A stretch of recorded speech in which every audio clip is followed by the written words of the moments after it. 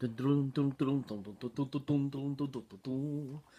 doing, YouTubers? Cybernex Cherokee with another new video just for you. Anyways, so this is another movie review, and this is of the 2002 superhero flick Spider-Man, starring awesome Tobey Maguire. So this also stars James Franco, Willem Dafoe, Kirsten Dunst as well. So this is the very first or real first big hit version of the Spider-Man film series. This one I feel is probably one of the better ones that came out of the last 5 Super Spider-Man films. And this one in particular, this one and the second one were really good. People loved them. And then the third one kind of, people thought, bleh. And then the Amazing Spider-Mans, the first one was decent. And then the second one was like, eh.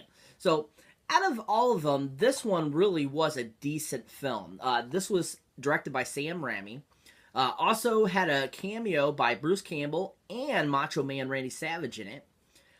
This is also just the predecessor that really started the superhero craze again, along with X-Men that came out in 2000.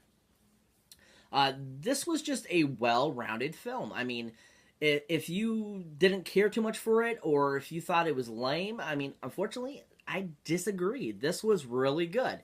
It was just one of those superhero flicks you're just like, wow, this is actually really good. Because we weren't really, they weren't really well known to be around superhero films. So this at the time was like, oh my god, this is amazing, So after seeing Spider-Man Homecoming, this one it's like second fiddle, but still at the same time, this was a really good effort by Sony, back in the early 2000s. Tobey Maguire was an amazing Spider-Man, I feel. He got buff for the role. You had Joe Manganiello playing Flash Thompson in the film as well. And just all around, it was just a really well-rounded superhero film. I mean, Sam Raimi put a little bit of comedy element to it, and he did it so well. I mean, it was one of those things that you were like, oh, this is really good. This is really amazing.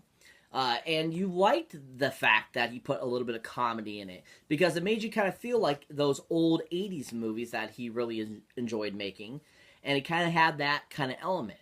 For its time, the graphics were decent. I mean, in 2002, this was top of the line for graphics. Compared to today, yeah, you could tell they're dated finally.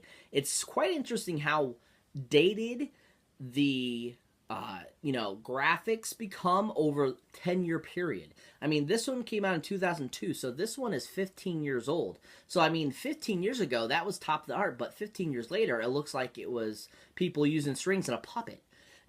That's how much technology has changed on this. But all around, like I said, it's a great, great flick. I give this one a giant 9 golden movie boxes up. Definitely worth a watch. If you have not seen it, definitely check it out. It's one of the better Spider-Man films. I would say it's way better, like I said, way better than Amazing Spider-Man 2. Amazing Spider-Man 2, unfortunately, just really fell short. It was a real disappointment. The casting of Jamie Foxx as Electro was just horrible, I felt. And, and then trying to bring in Hobgoblin or Green Goblin 2, really, like, it was a good idea, but there was just way too many other things going on in the film that really took away from that. But other than that, great film. If you haven't seen it, definitely check it out. Worth the watch. Alright, people, that's it for this video. Thank you for watching as always. Like, share, subscribe, leave your comments down below. Let me know if there's anything you'd like me to review for you.